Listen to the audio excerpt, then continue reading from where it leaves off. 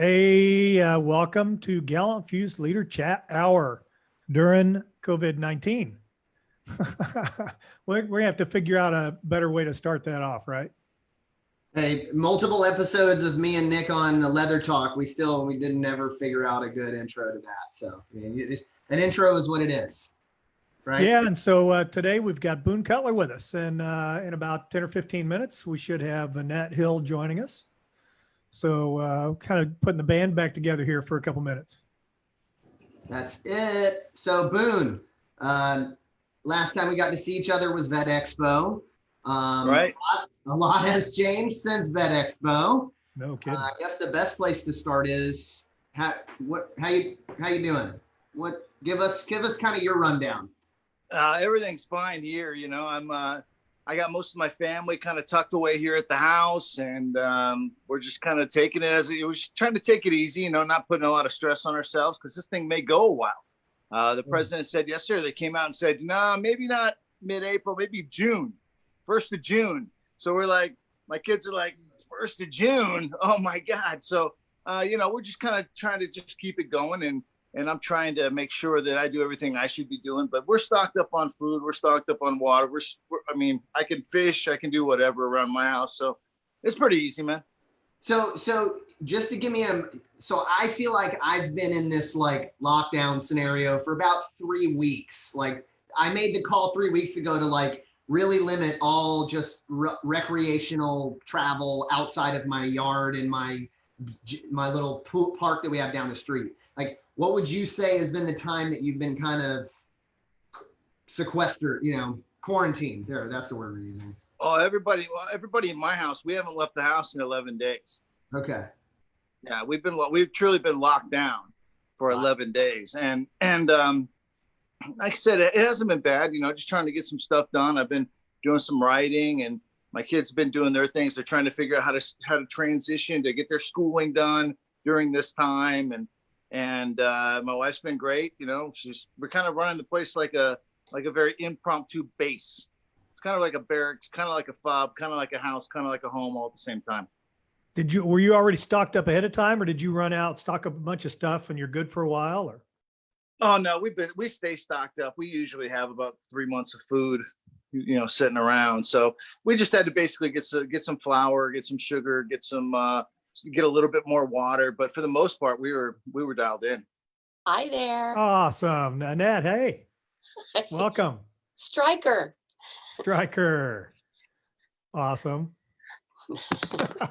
Figured we should have an animal. Thought that might make things better. Animals always make things better. That's why we had Boone come on today. Oh, Boone. He's a 9-month-old Hovavart. A what? Hovavart. Hovawart. There's only 300 of them in the U.S. Wow. And I named him for spell that. Right? Hovavart. Hovawart. And he is named after in honor of the 172nd Stryker Brigade. Awesome. Very cool. Right? Badass. Very awesome. Hello, Boone. Very badass. Hello, how are you? Long time no see. Yes, ma'am. Yes, Yeah, ma'am. actually, I would say that the last time that all 4 of us were together was Vet Expo again, right? So, Yes. Yeah. and as I was telling or asking Boone, a lot has changed since. So how are you handling things at the moment, or how have you been handling things? Well, I hate to interrupt where you guys were going, because I know I'm 7 minutes in. Well, I'm in my office, so I am one of the necessary services, right? So I am my private practice. So, you know, PTSD and depression, anxiety don't take a vacation. So especially right now, it just seems to amp up everybody's issues. So I'm here doing a lot of video, you know, because we have some people who are fragile. But for the most part, I'm here. So we sit about 10 feet apart in my office. Everything gets 409 500 times a day. Yeah. But I'll tell you, this little guy, he has been a godsend, because it's you know, it speaks to that same part of the brain that's getting amped up. To pet an animal has been a really big deal. So yeah, it's pretty cool. Now, would you say that, you know, and feel free to give a no, you know, I'm a guy that throws noodles on the ceilings, and obviously I don't want to do anything to jeopardize any of your patients or clients.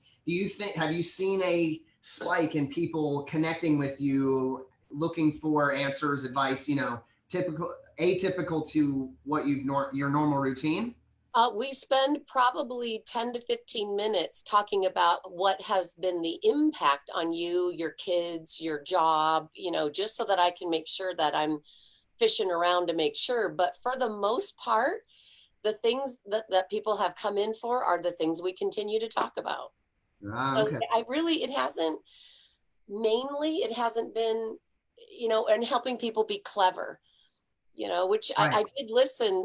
Carl, you had sent me. Oh, I see Carl has evaporated. Wow, the COVID got him. His old bladder must have gotten the best of him.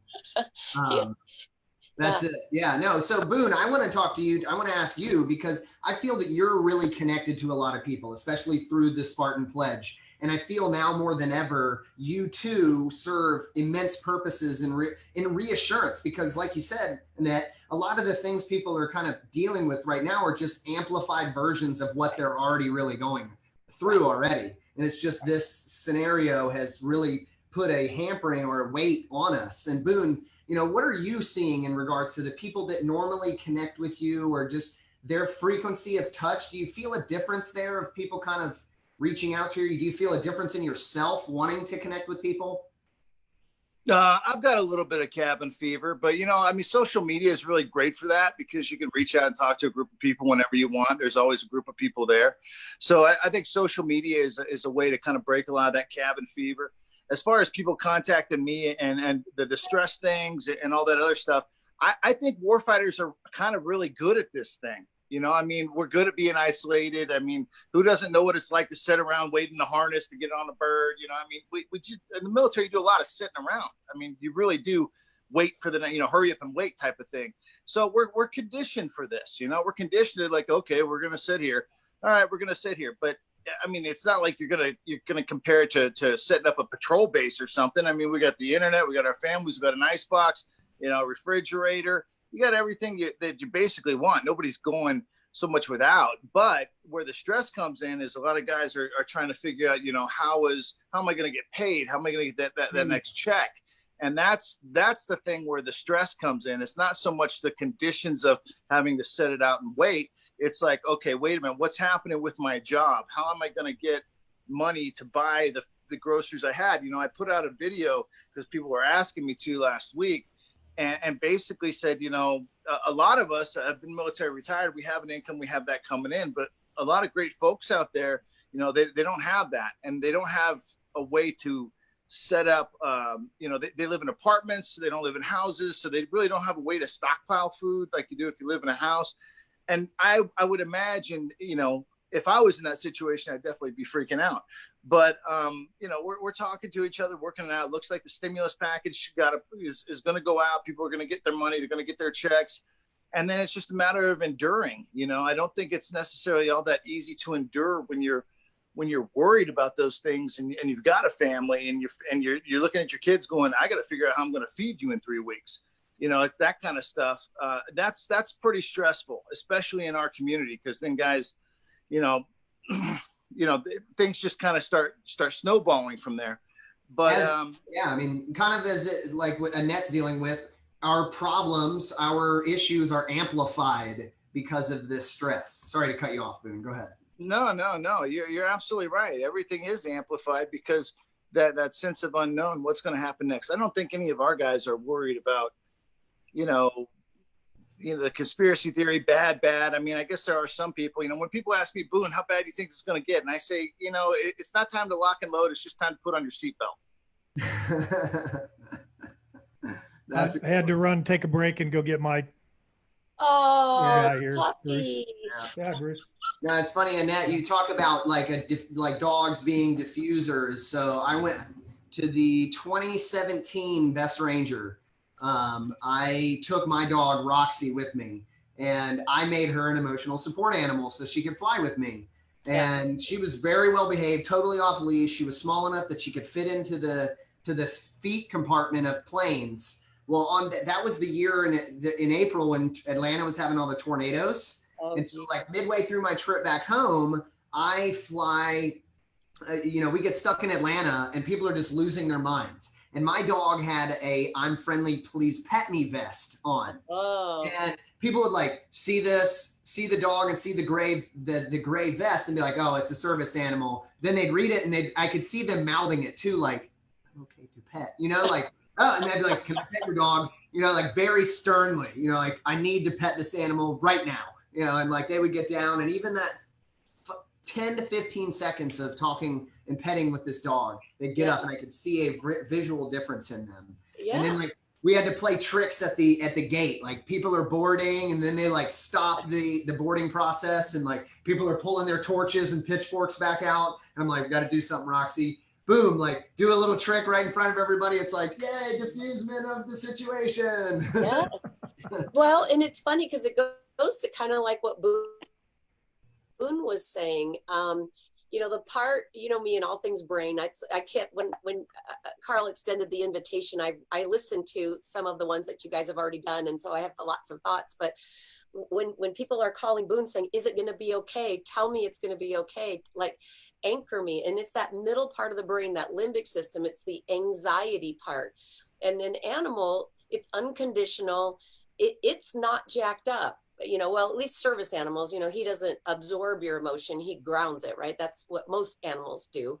Mm-hmm. With the exception of some that become more anxious. But the idea is that just that connection, that synchronicity, that mirroring part of the brain, the dog is okay. Okay, I'm okay. Boone says, "Hey, put your seatbelt on." It tells me what to do. But right. And it sounds so silly. But as I listen to some of the stuff going backwards, the videos you've already done, Yeah.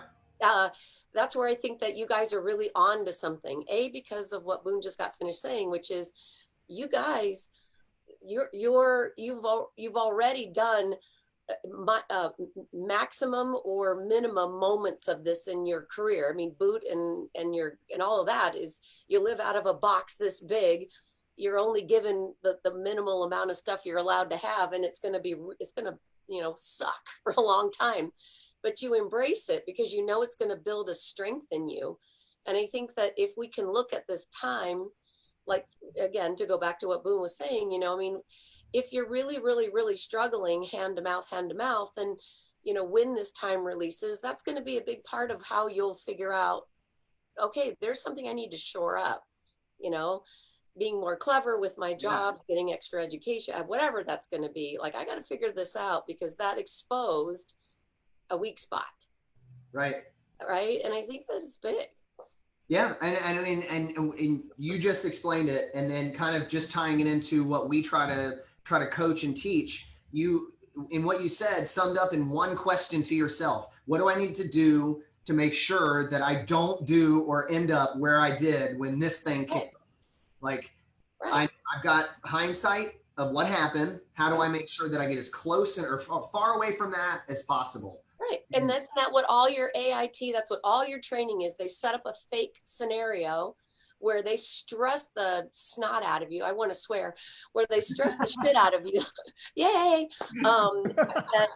So that you can then stop, pause, and go, okay, I don't want that to happen again. Somebody watch me and tell me, what am I not getting right? How did I get that wrong? This can be that, Absolutely. And we tend to forget that this is a multi-pronged thing: professional, emotional, spiritual, social. They all play a part, and they all evolve and do. And our social fitness is really shrunk right now, so we have to be heavy on our other professional or whatever other fitness levels that we can be. And something we definitely wanted to talk about on this for Boone is, I think, Spartan Pledge. This is something very important in a time right now of an anchored agreement, a covenant between two people that at the very least of, people are anxious, things are going on in the world, people are getting crazy, and they're getting depressed and lonely. And to have something like the Spartan Pledge is highly important, because when all feels lost, I mean, I can't even imagine being a small business owner right now and being told that I now have another 30 days to be without money and these things, and like Boone talked about the stimulus package, but then all the pork fat added into it that we could probably talk about for weeks on end of what's going on there. But just the amount of stress and anxiety that they have going on, that if they don't have somebody to say at the very end, like, I'm it. I mean, I'm done. Help me out of this, you know? Boone, talk about, please, just kind of give us the brief Spartan Pledge for people that might not know what it is, where it came from. And let's talk about that some, please. No, I think you're dialed in, and especially in this situation where people are going to be getting those, it's really easy to kind of go to yourself and say, you know what, this is a dire situation. This is a situation that's do or die, and I've got to make things happen. And a lot of us thrive in those situations. But if it is a situation where you're like, I can't, because we can't assume that when this thing started, everybody was perfect. I mean, there were a lot of people out there, just like as life goes on, you know, you run into problems, you've got issues, family problems, financial problems, problems, you know, with yourself that you're going through, with your different ailments and whatnot. And this is on top of that. It's not like nothing was going on in anybody's life when this thing started. So everybody kind of started from a lot of people started from a deficit in this thing. And if they have not taken the Spartan Pledge, they have to understand the Spartan Pledge is a battle drill. It works in any situation. It is a battle drill. It's a battle drill for what to do when you don't know what to do. And that means you got to reach out. But it's not a reach out thing that is in a panic, because like you said, it's a covenant. It's something you've already taken care of. It's something you've already reached out to a fellow warfighter family member and said, hey, listen, I'm going to be there for you.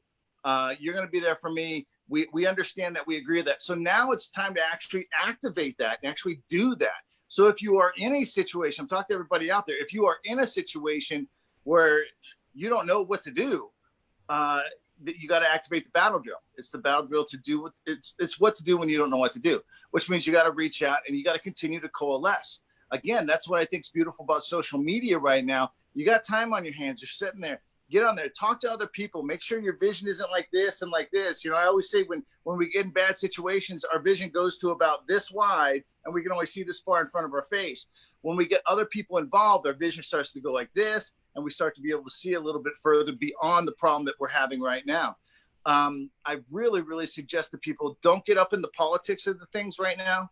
If you have the time and the mind space to get into the politics of everything right now, you may not be taking care of the things around you. That's really going to be secondary. Your primary focus is on your own, your health, your family's health, and getting through this thing. So this is my take. This is what I hope the takeaway is. Utilize the Spartan Pledge as it was designed, and also do not take on extra static in your brain right now that you can't do anything about anyway. So just push that aside and handle your business in front of you. You know, I'd like to do a study right now of every like former military, law enforcement, fireman, or whatever, of how much extra sleep they're getting right now. Like, you know, Boone, you go back talking about like sitting in the harness and all those things. I remember back to all those time periods where like I was just like half asleep all the time. You know, that's I feel a lot of us, that's how we coped with the monotony of things. You know, of just falling asleep wherever we could. I think that's why a lot of our necks are all jacked up too. It's because most of us fell asleep with our chins in our chests and things like that. And it's you know, it's part of the coping mechanism. It's part of the whole kind of toolbox that we use for this particular time period.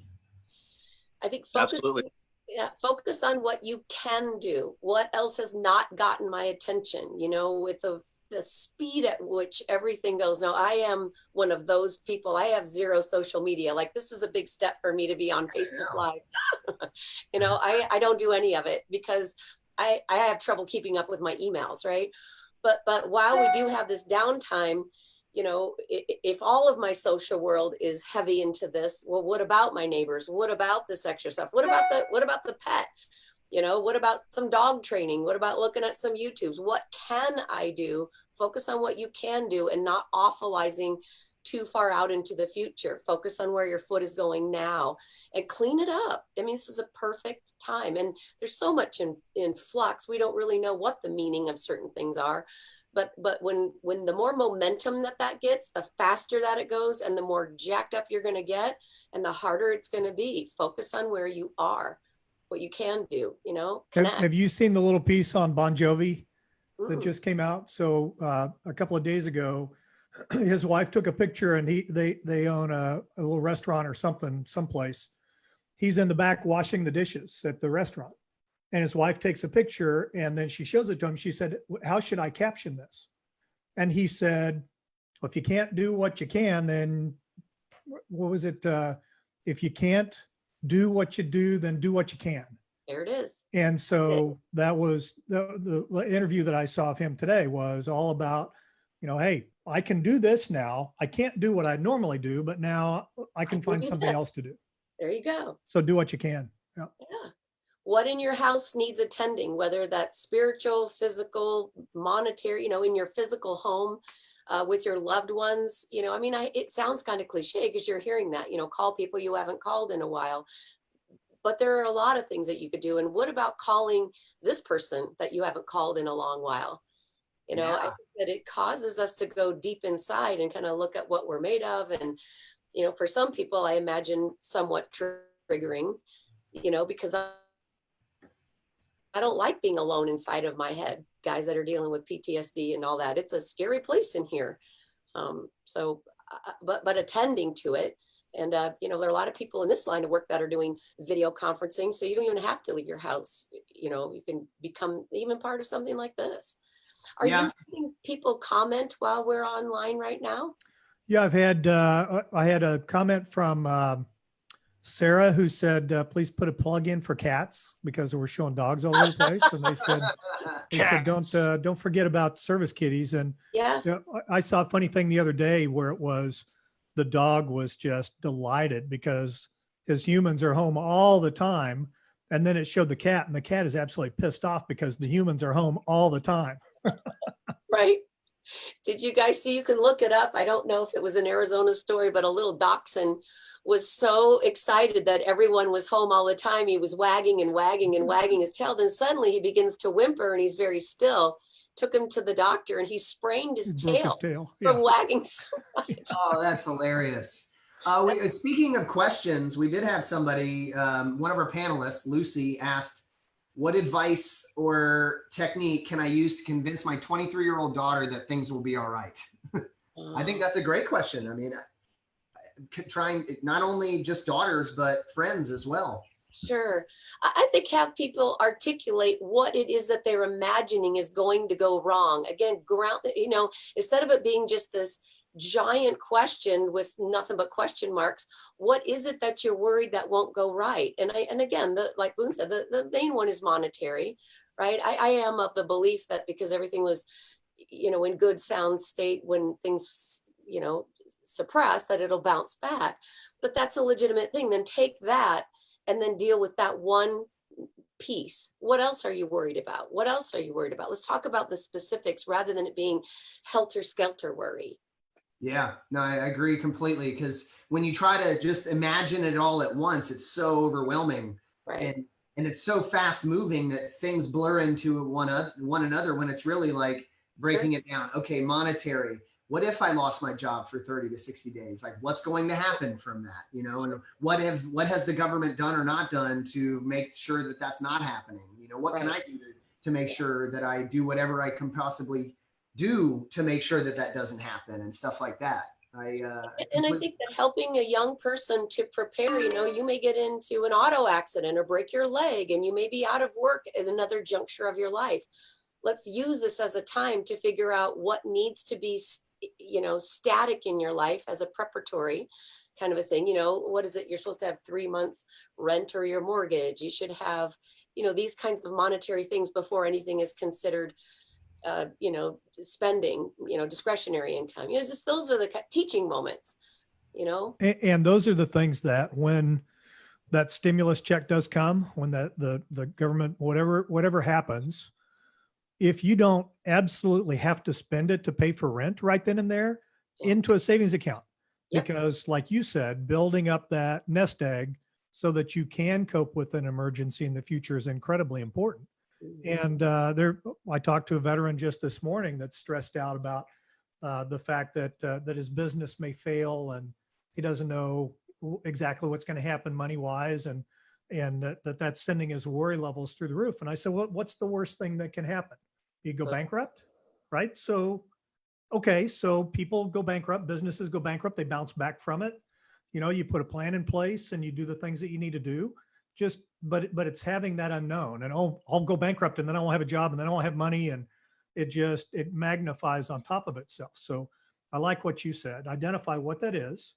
And then Specific. can you, yeah, can quantify it and then address it. Okay. So if that happens, then what? I think one of the things that feeds into a lot of the fear and anxiety right now is there is, you turn on, as soon as you turn on the news, they talk about, wow, we're going to be all out of respirators. We're going to be all out of hospital rooms. We're going to be, you know, every other person that you know is going to be in the hospital all at the same time.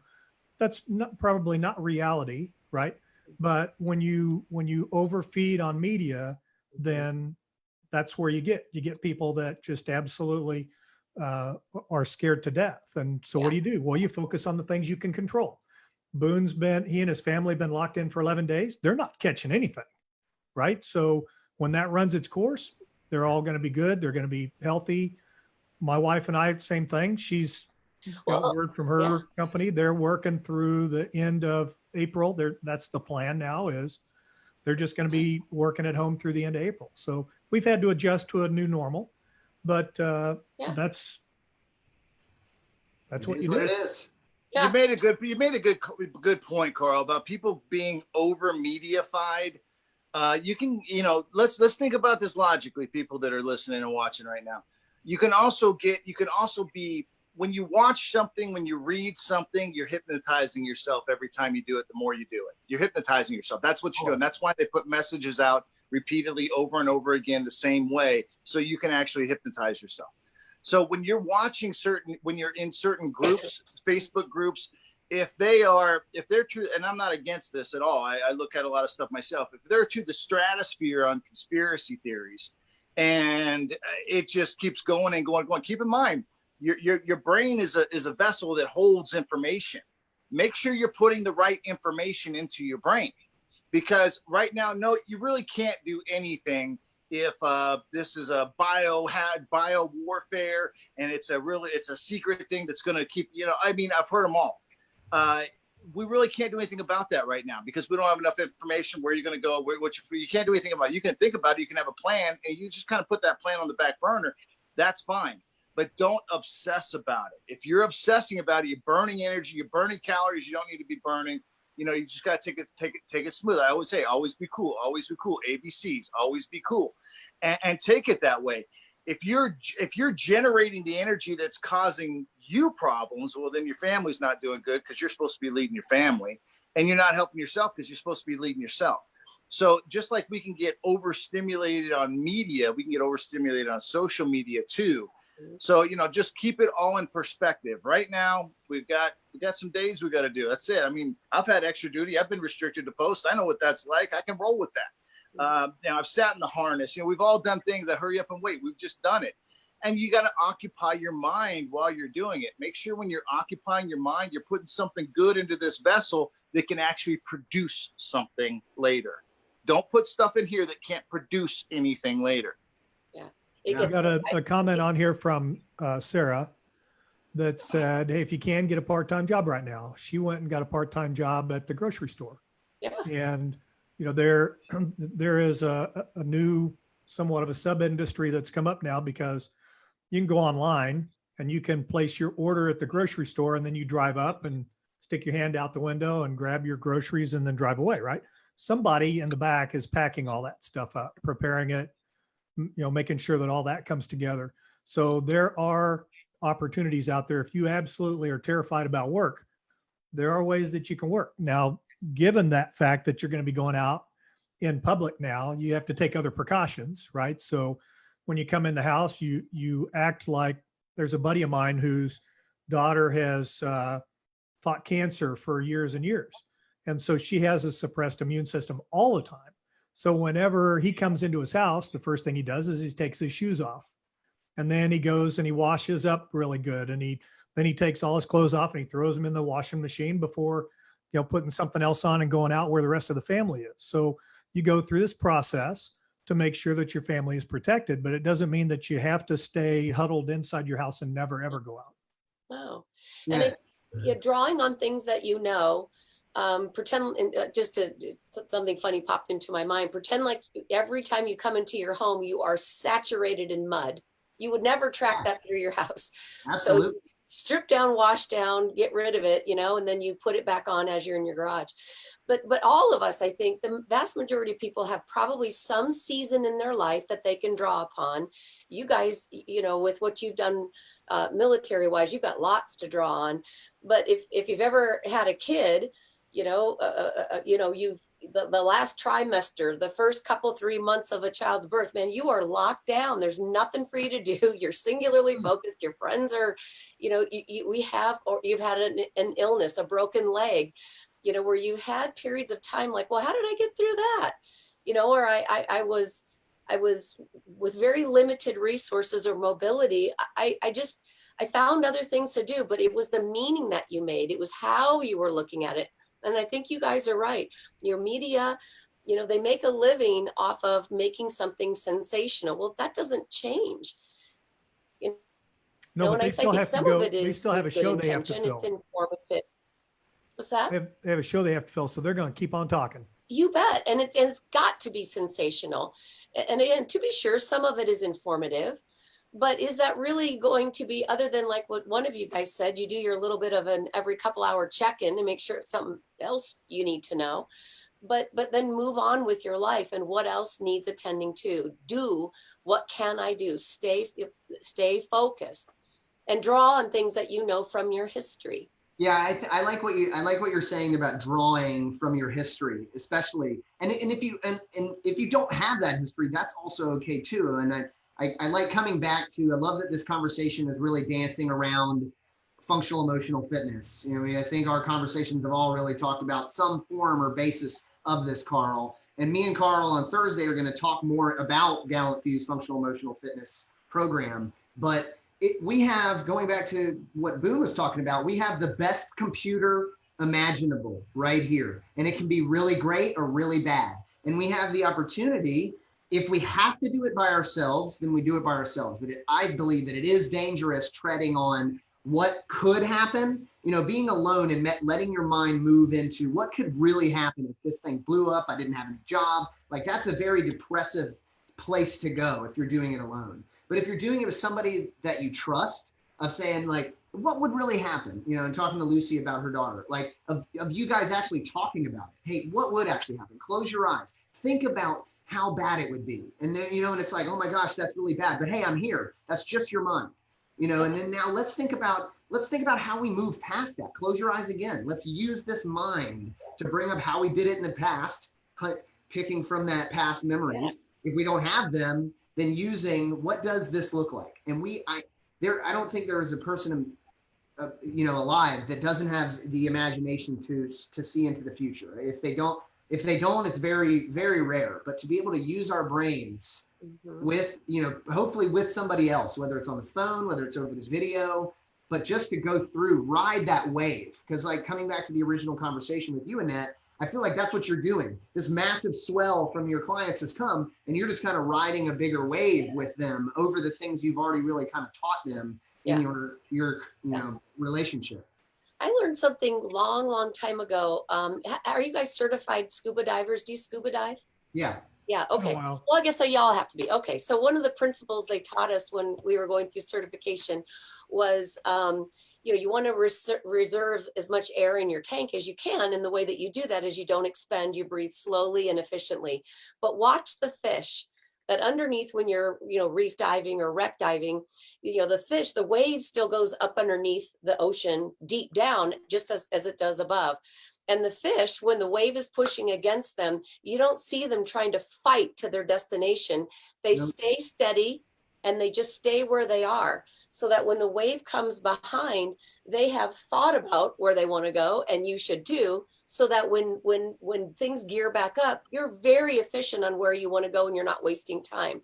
The universe, right, is pushing against us right now. Slow it down, time out, just as a check. What is not working in your world? Now's the time when you got time to look at it. And then again, focus on what you can do, so that when the time comes, you're streamlined, you're ready to go without zigzag, That's it.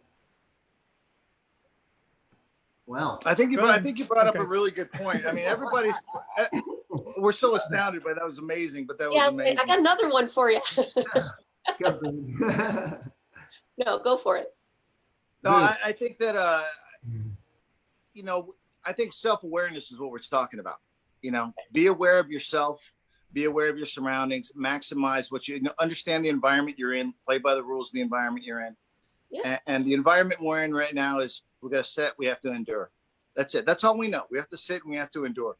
And adversity builds strength. So there will be a lot of good things that come from this. You got kids out there, and maybe you haven't been, you know, the most communicative with your kids, and they're going to be bitching and crying and whining about this whole thing. Well, you got to step into that leadership role too. You know, let's talk a little bit about that. You know, how parents should be dealing with their kids, because their kids are looking at a lot of stuff too. And maybe the kids are, maybe they're up to speed. Maybe they understand what's real, what's not real. And some of them are just clueless. Like, why do we have to do all this crap?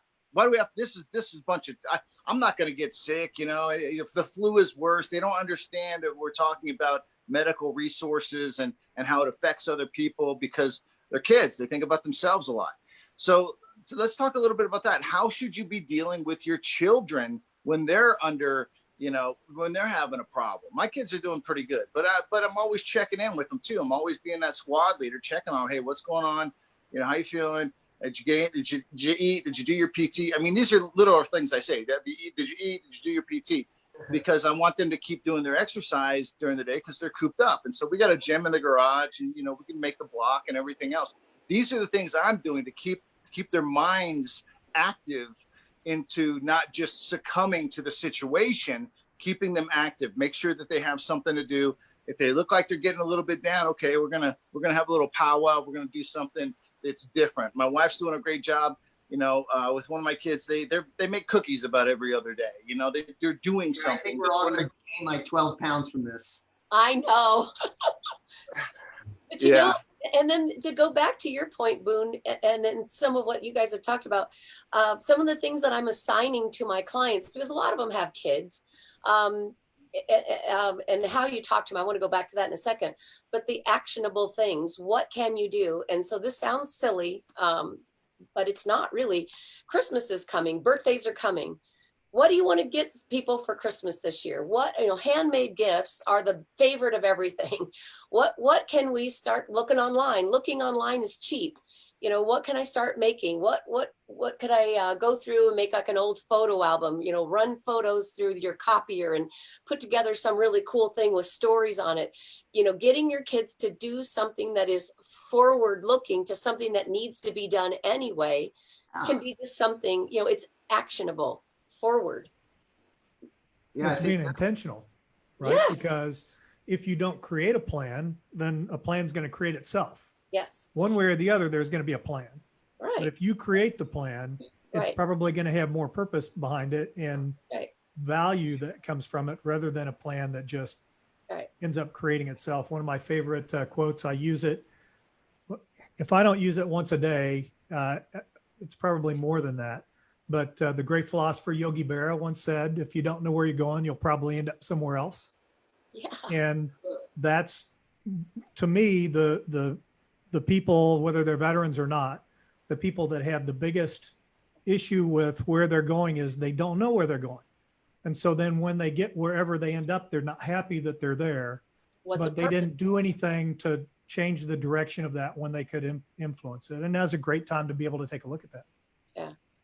I think that, you know, with this whole idea, when service members come out, you know, when, you know, enlistment is over and you come home, this idea of transition, you know, reintegrating and back into society from that lifestyle, it feels a little bit like this is what the globe is going through right now. Everyone's having to transition to quiet and not so much stimulation. And it's love it or hate it. There's a great documentary out there called Happy. There's a lot of research out there about what constitutes depression and anxiety. And there was a research done, a sociological worldwide research you can get on Netflix. It's just called Happy. It's a blue background with a white smiley face. It was made several years ago, so the editing is a little clunky, if you will. But it's a documentary. Probably only in 1080. Exactly, exactly. But I watched it for the first time years ago, and I walked away from it thinking, this is familiar to me. Why these concepts? And he distills it down to some salient points, not really naming them on screen, but you can certainly cull them out. When I watched it the second time, I thought, oh my God, everything that he is saying, he researches in Japan and communal living in Denmark and some African tribe, where they don't have anything, all over the world. And what is common to happiness? And it is what you get when you're in the military. And it is what you lose when you leave. That you have this community, you have something bigger than you. There's no real up or down. It's very even. We share. If I have a need, you will give it to me and I to you. I attend to you, you attend to me. There's a lot of communication, and it's a really fabulous thing. Novel exercise. And I think that's kind of what some of you guys are saying, get outside, do your PT, but do something different. Make it novel and clever so that it's interesting, stimulates you and your brain. But I think there's so much out there for us to draw on. And I think that the thing that sounds like we're all saying is stop focusing on the what ifs. Stop Focus on watching the Tiger what King. Yeah, right now. I think what's helpful as a tool to stop thinking about the what ifs. I think this is really important. I hope people take this away. At night before you go to bed, before you get ready for bed, write a list of all the things you're going to do the next day. Yeah. Make the list, because you're not used to doing that. Make the list. Okay, tomorrow I'm going to do it, and give a few things in there and commit to those. If you're committing to the list from yesterday, you're not going to be doing what if crazy. And then that night, do the same thing. If you didn't get everything on your list, what goes on the list for the next day? But keep it down to about 6 or maybe five items. And just knock down 5 items every day. But you have to, don't say, okay, well, I'll just remember. No, you won't. Make a physical list. Yeah. Make the list. Write it down. I put a box to the left that I can check off. Yeah. Make my own little boxes. I'm old school like that. But make your list and take some sort of enjoyment of scratching things off the list or checking that block. And if you've got kids, give them the list of 5, the daily 5. These are 5 things you must accomplish today. And if you're doing that, things will move forward. You can eat an elephant one bite at a time. So just do it that way. Get past the day, do your things on your list. That night, make a new list. That will help immensely. Because it builds what you talked about, Boone, is that it keeps that routine. Whether we have kids, whether we're by ourselves, I have my older kids every other week. And I have them during the school week as well. So trying to maintain some form of routine, even though they're not going to school. They're doing the virtual classroom right now, which seems to be working at their classroom, but we've kind of extended it. So we've got science class in the morning, which is Our Planet on Netflix. So that's kind of our chill time. Then we go outside and we do PT where we're throwing the football. Thankfully, I live on the same street as an elementary school, so ain't nobody there right now. So we're playing on the playgrounds and running around the fields, getting our PT out. And then in the evening, we're watching we're watching horrible history. So we're watching all the stuff about how the English really did a lot of dumb things back in the day. But on top of that, they've got their regular schoolwork. They're doing their daily things that they need to at the house. I woke up this morning, came back in from working out, and my son was already on the computer doing his homework. And I was just like, who are you? What have you done with my son? And he's like, I'm just trying to get my homework out of the way. So love seeing the routine and love seeing that they also see the benefit of knock out your hard things and the things you don't really want to do first, and let the rest of the day be, that structured, unstructured time. Because there can be that in your schedule on your list too. Don't do anything. I did that, Kurt. Scratch it off. Hey, Annette, I want to ask you a couple of questions about, you started off talking about the being able to still take care of your clients now. And I've talked to several veterans already who started the process with the VA to get into counseling. And now that's all on hold, right? I pushed one really hard to go find a local EMDR clinic so he could go in and get EMDR. He researched it, and now no new appointments, everything's on hold. So what resources are out there? If somebody is looking for mental health resources, where do they go? What do they do if they don't have an active relationship right now, or they can't get into an appointment, or whatever the case is? Oh, an excellent question. So there are some things that a person can do. I'm looking up at my bookshelf here. I'm going to grab a book while we're talking. So there are things that you can do to start collecting the information and understanding how things. Oh, there's Stryker. His big "do not pet." Sorry about that, Bryce. His is "don't pet by penalty of law." But he's 9 months old and 85 pounds. So there's that. There are some things that you can do to start preparing yourself for doing the EMDR work. And this is a great book. The woman who, invented it, we'll say, Francine Shapiro, is called Getting Past Your Past. And it helps, she does a fabulous job of explaining how the brain works, how it organizes around trauma. It's really, really wonderful. And then there's some exercises in there, so you can start gathering what you need.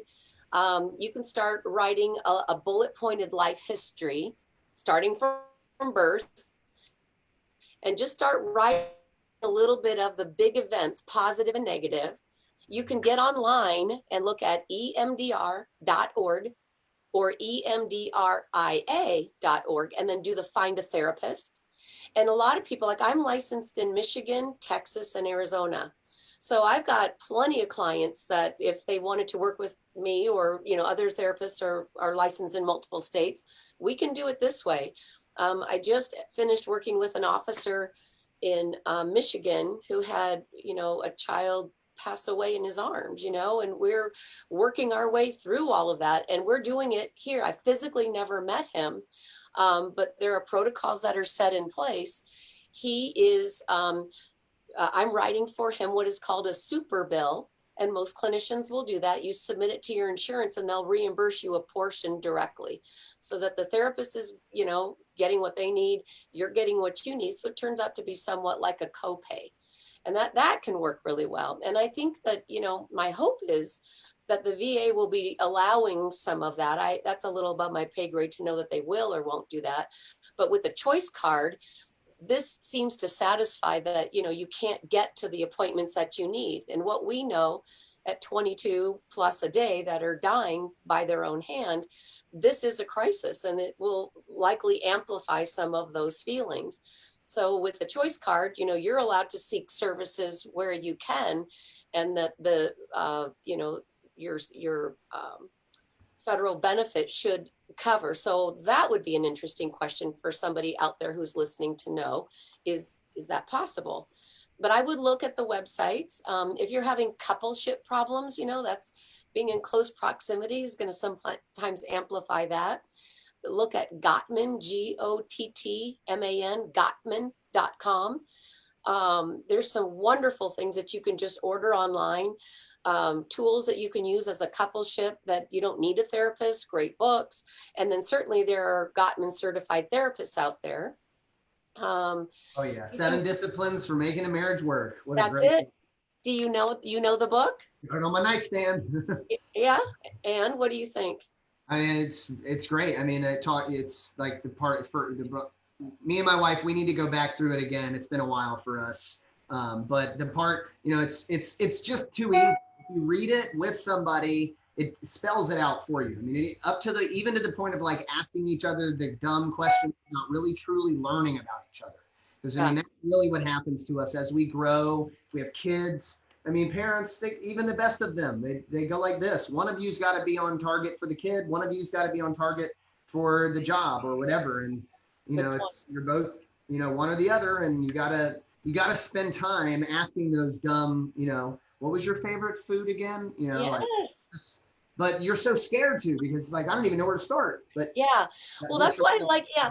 And if you order, I've got mine on loan right now with a couple, but at the Gottman Institute, you can order these cards, and they're question cards. They have salsa cards, hot or mild, medium, and hot. It's about, intimacy stuff, which seems so silly, but hey, you got time, there's going to be a huge baby boom coming in about 40 weeks from now. But not in my house. Not in your house. Nope. 3 and out. Yeah. Fire team complete. That's right. But I think that, there are a lot of interesting things. I when I was preparing for today, I thought about this. So again, don't think that this is too cheesy, but he is in training right now. The dog is in training. So I'm getting professional training because he'll be a medical alert dog. I'm diabetic, so he'll be my alert dog. But he will also be for my office, which he's already doing, and maybe search and rescue.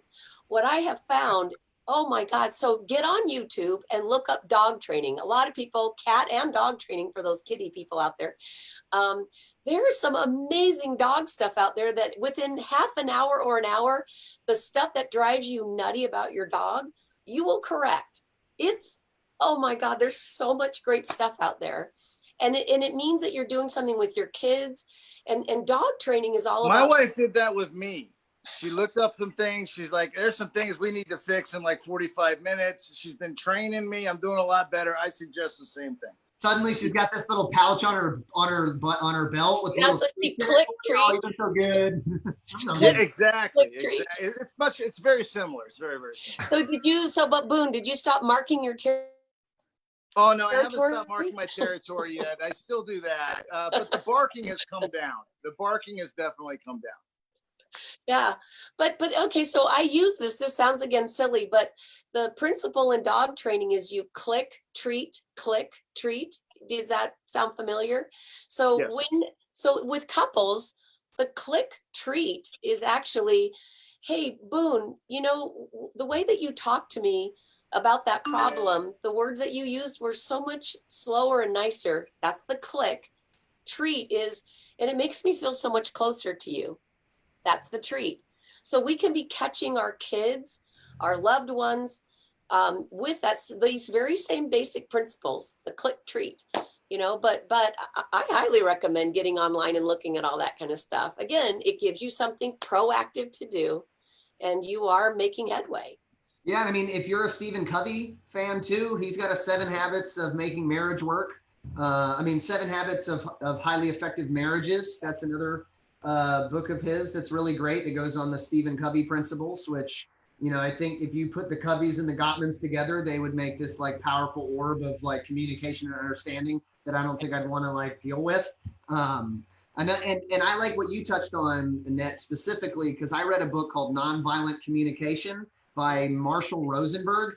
Really tough to get through. He read it himself, and these people shouldn't read their books a lot of the times.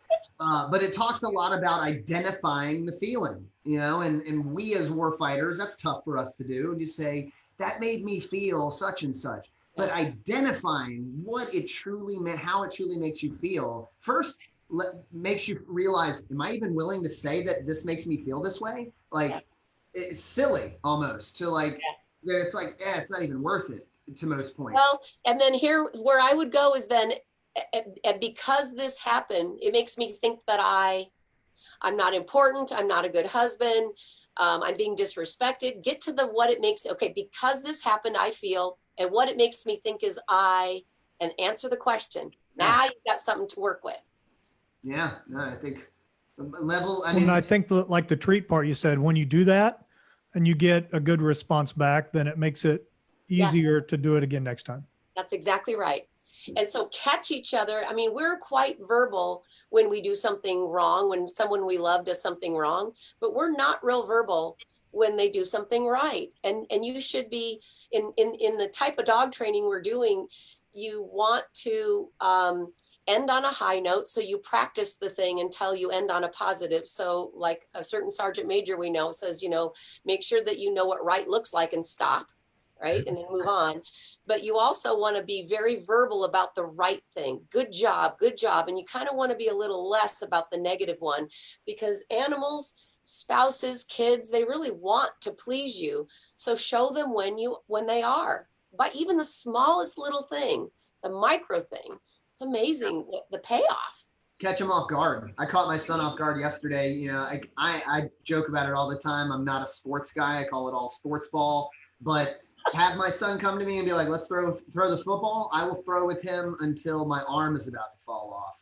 And he has been gradually improving over the last month or so of his catching and throwing. And as we were walking in this morning from catching, I was like, hey, you've been improving really well. And he was like, thanks, like I loved catching them off guard like that. Wow. And, it's times like this that I just really am trying to focus on doing more of that, because I wasn't doing it enough. And it's so important for that aspect of the giving and the receiving, the click and the treat. I think that's a great. May I give a homework assignment, a clinical homework? Okay. So there's some really good research behind this, and you guys are it's the gratitude list, but I want you to do it in this way. So the research behind it, and I'm really Reader's Digesting, is that what happens in the brain, what fires together, wires together. So you guys have muscle memory for taking apart your weapon, clearing it, and okay, you do that because you've done it over and over and over. So if I am pessimistic, anxious, worried, then that becomes the very first way that I look at everything. So if you, at the end of your day, and I believe it should be at the end of the day, you have a little book that you like to write in, you write down 5 things that you were grateful for that day, only of that day.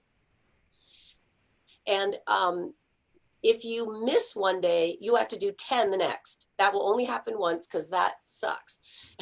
So what happens is because you're going to have to write in that book that night, all day long, you're actually thinking, I'm going to put that in the book. I'm going to put that in the book. So you're actually hunting for things that will, like Boone said, check off that block. So you're shifting your focus toward the tiny, minute, grateful things.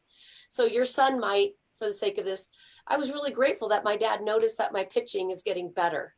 Yeah. That might be in his thing. I was grateful when I drove home yesterday in my community in Moon Valley in Arizona. There's some lady that in her driveway has put this plastic table out, and she put a big sign, community table. You can put or take, and there's stuff all over it. And I've seen people pull up and then take a toilet paper roll or a can of beans. It's like, just the idea that someone would think to do that went on my list. Yeah, that's somebody amazing. In our neighborhood is doing that with books. See, it's great. And maybe that's what you help your kids to do. The very thing that I'm going to do that with ammunition. I don't know. 44 mag for some 223. Yeah, I really have no use for this 30-06 anymore. I need Just don't leave the table unattended. That's right. 6 feet away with a lot of spray. No, that's awesome. No, I think it's, and it's unfortunate that we do seem to get spread with more of the negativity than the positivity, but it goes back to, like, there is so much positivity sprouting out of this potato of a situation right now. Even potatoes produce electricity. If you've never built a potato clock, you're missing out. But that's just, it goes to show that, like, even the blandest of thing can still sprout, whether positive or negative. And just to hear things like your neighborhood, what they've got going on with Carl in his neighborhood, they're out there, and we have to intentively be grateful for those things. And it helps at the end of the day. I would challenge people, do it at the beginning if you can too. There's tons of journals out there. The 5-minute journal, I think that asks you, what are you grateful for today? What are you grateful for tomorrow? Like, it's a very easy process. Yeah.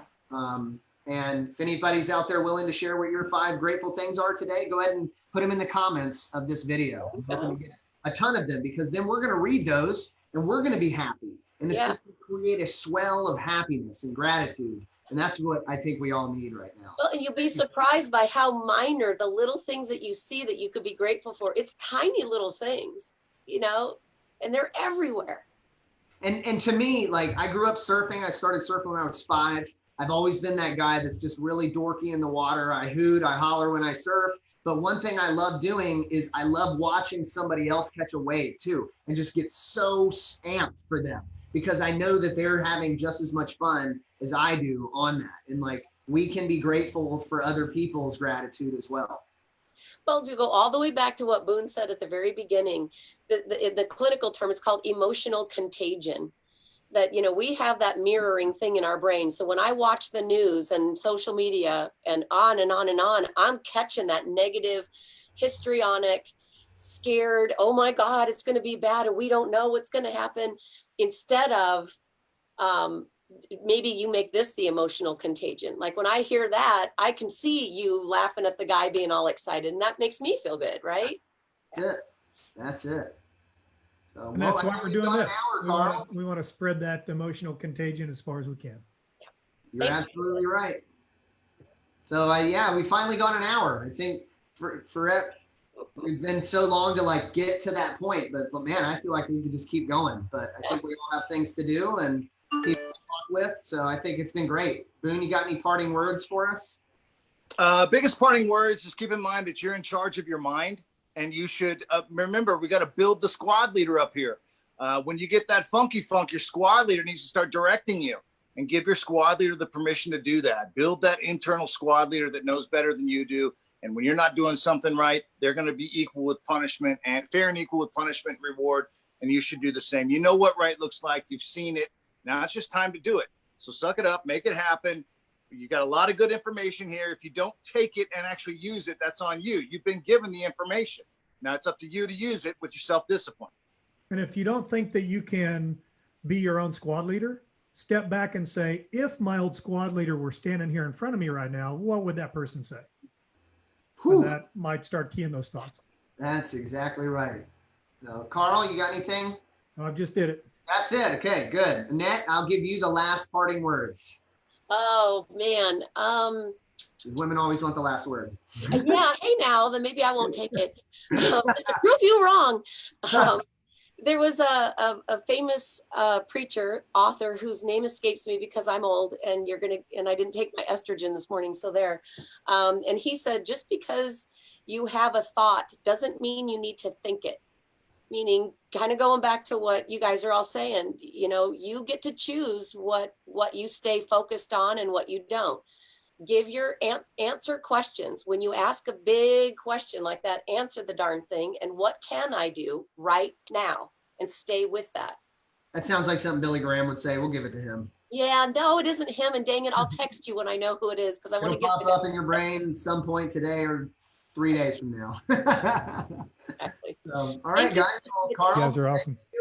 Thank you, Boone. Thank you, Annette. This has been great. And so tomorrow, I think we've got tentatively Jay Irwin. Nope, can't do it. No, he can't get off of work. So we're guest list right now tomorrow, but I imagine we'll fill it. Yep. What we've decided to do is we're definitely doing it this entire week, the same time, 2 p.m. Central. We may do it next week. We may do it if the whole country is going to be locked in until the end of April. We may do this every day till the end of April, because what else are we going to do? That's right. So we want other people to come on here. We want to carry on conversations, whether you're a subject matter expert or not, doesn't matter, because we want to know we have this common shared experience that we're not sharing together, but this helps us share it together. So we've got Arizona, we've got Nevada, we've got North Carolina, we've got Texas, all on one call today, right? And we all have a lot of the same things that we're facing right now every day, but then you may not realize that someone in another community is. So it's a way to help bring us together. That's it. Thank you guys again. And yeah, for everybody out there, see you tomorrow, 3 o'clock Eastern time. Thank you. Bye. All the way.